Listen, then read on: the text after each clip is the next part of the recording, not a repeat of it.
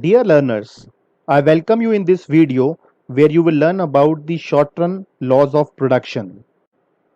After watching this video, you will be able to understand the short-run laws of production. You will be able to explain the law of diminishing returns, and you will be able to understand the factors behind the law of diminishing returns. Production function represents the quantitative relationship between inputs and output, and it is represented as Q, which is quantity, is the function of LD, L, K, M, T, and small t, which stands for land and building, labor, capital, raw material, technology, and time. Any change in these variables will change the quantity or will change the output. So production function represents the quantitative relationship between inputs and output. There are large number of factors which may affect the output of the organization, but for the sake of convenience and simplicity, economists have reduced the number of variables. So we will take the production function as Q is the function of labor and capital, other factors remaining constant. In the short run, the firm can increase production by increasing the labor. Supply of capital is fixed in the short run. So production function for the short run will become Q is the function of labor where capital is constant. So to change the output, the producer can increase the labor. In the long run, however, the firm can employ more of both labor and capital because supply of capital in the long run become elastic. So production function will be given as Q is the function of labor and capital, and to increase the production, producer can increase both labor and capital. In the short run, input output relations are studied with one variable input, other inputs held constant, and the production function is given as Q is the function of labor, which means if a producer wants to increase the output, he can employ more of labor for increasing the output of the organization as other factors are constant. And the short run laws of production are also known as the laws of variable proportions, or the laws of returns to a variable input, or the law of diminishing returns, or the laws of returns to a factor. And the popular name for the short run laws of production is the law of diminishing returns. The law of diminishing returns states that when more and more units of a variable inputs are applied to a given quantity of fixed inputs, the total output may initially increase at an increasing rate and then at a constant rate, but it will eventually increase at a diminishing rate. And one example of that production function where the law of diminishing return is applicable is given as QC will be equal to minus L cube plus 15L square plus 10L. So if you put the value of L as 0, 1, 2, 3, 4, 5, then the total output will behave in a manner which is given by the law of diminishing returns. In simple words, we can say if we keep on increasing the variable input, which is labor, then the total output of the organization may initially increase at an increasing rate, then for some time at a constant rate, and then it will start increasing at a diminishing rate, and we will see a time when your output will start decreasing. So let us understand this law in detail. There are certain assumptions of the law of diminishing returns, and these are: number one, labor is the only variable input, capital remaining constant. That means if a producer wants to increase the output, that can be increased by increasing the labor. The second assumption is labor is homogeneous. The skill sets and the ability of that labor is similar. It is not heterogeneous. The state of technology is given and the input prices for the labor is given. So let us understand the law with the help of the table. So in the given table, there are different columns. The first column is for number of workers, and then we have total product, marginal product, and average product, and then the last column is for stages of production. So when we are having only one worker in an organization, maybe that worker is producing 24 units. So the total product is 24. Marginal product is the additional product which we are producing by employing one more labor. So as it is the first labor, the marginal product is also 24 and the average will also be 24. When we are employing the second labor, maybe the total output will become 72 and the marginal product is 48, which is more than as compared to the previous labor. And the average product will come out to be 36, which is 72 divided by 2. And the reasons for this increase in the marginal product we will be discussing in the coming time. If you put the value of labor as 3 in the given production function, you will find that total product will be 138, where marginal product is 66 and average product is 46, which is derived by dividing 138 by 3 workers. When you will be employing the fourth worker, your total product or quantity will be 216 and marginal product will be 216 minus 138, which will be equal to 78, and average comes out to be 54. At fifth labor, your total product or output will be 300 and your marginal product will be 300 minus 216, which will be 84, and if you calculate the average, TP divided by N, which will be 300 divided by 5, which will be equal to 60.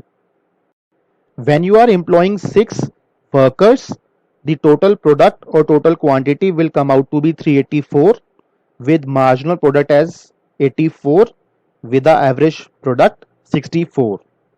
Similarly, when you will be employing 7th worker, the total product will be 462, marginal product will be 78, and then average product will be 66.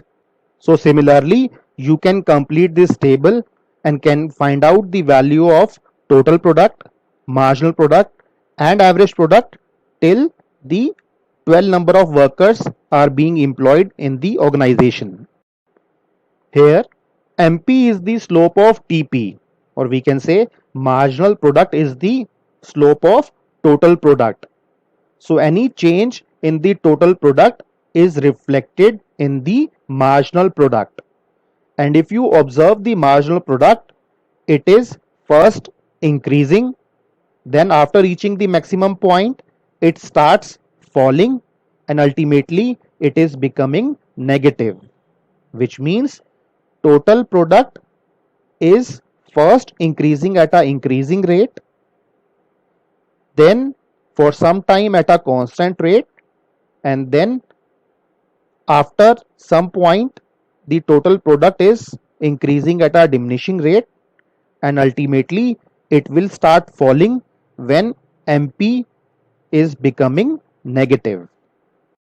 This behavior of TP can be categorized into 3 different stages: stage 1, stage 2, and stage 3, which is known as increasing returns, diminishing returns, and negative returns. And this schedule shows you the law of diminishing return, which says as we are increasing the variable input, which is labor, the total output or total product first increases at an increasing rate, then at a constant rate, and then at a diminishing rate. So that is the law of diminishing returns.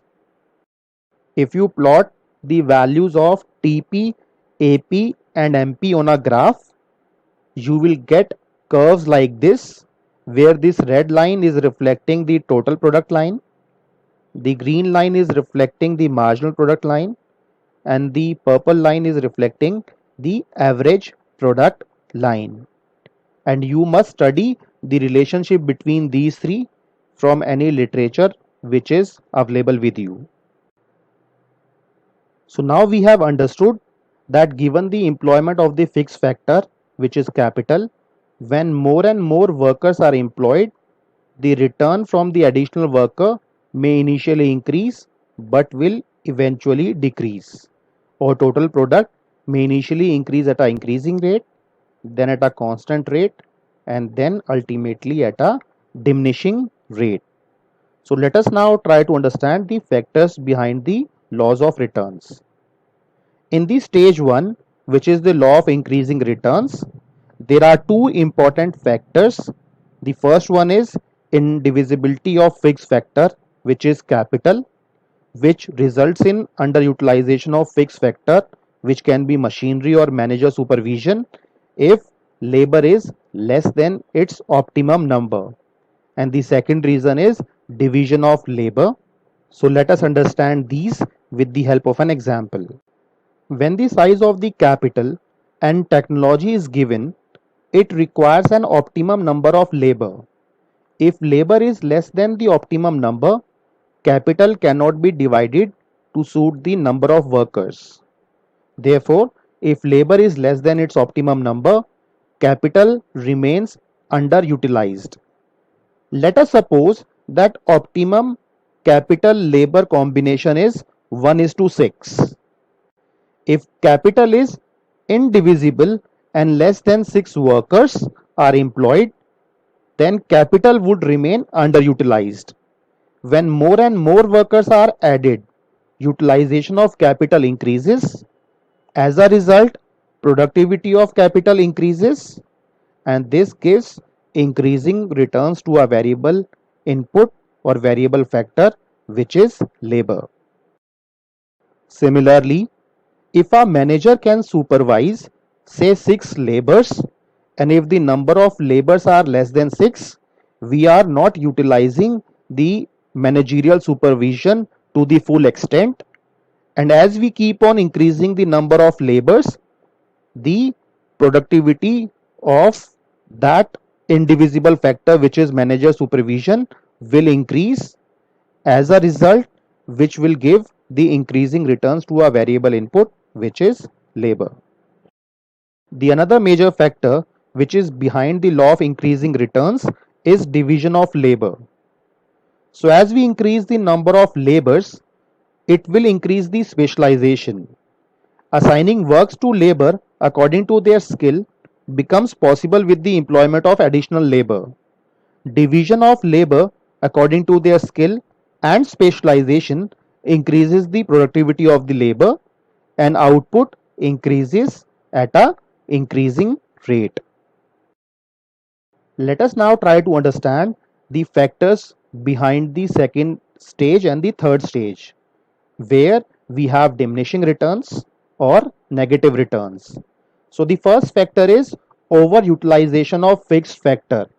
For example, if 6 workers can work on a machinery, and if we have more workers, those who are working on that machinery, there will be overutilization of the fixed factor, which is machinery, and it will result in damages to the machinery, or it will require more maintenance. That is the reason your output may increase, but it will increase at a diminishing rate. The another reason is that the employment of additional labor amounts to underutilization of labor. So, in case if only 6 laborers can work on the machinery, and if we are employing more than 6 laborers, say 7 or 8 laborers, then 2 laborers will sit idle, will remain idle, and may not work for a particular duration. As a result, with increasing the labor, we are not fully utilizing the capabilities of those labors, and your output may increase at a diminishing rate or ultimately at a negative rate. Because of that idle situation, your output will start falling. Let us check what we have learnt in this video with the help of some multiple choice questions. And the question number 1 is, in the short run, the firm can increase its production by A. Increasing the labor, B. Increasing capital, C. Increasing both labor and capital, D. None of the above. And the right answer is A. Increasing labor. If the optimum capital labor ratio is 1:6 and there are only 3 labor working on a machinery in an organization, if more and more workers are added, utilization of capital A increases, B decreases, C remains constant, D can't say. And the right answer is A increases. Division of labor according to their skill and specialization.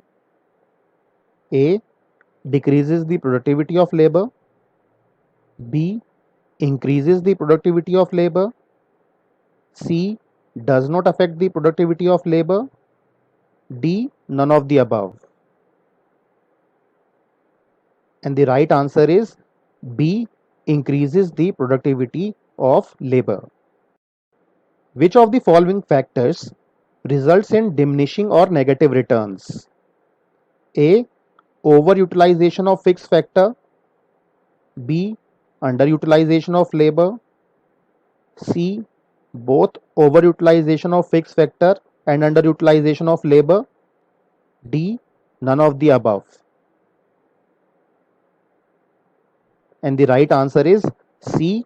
Both overutilization of fixed factor and underutilization of labor. Thank you for watching this video.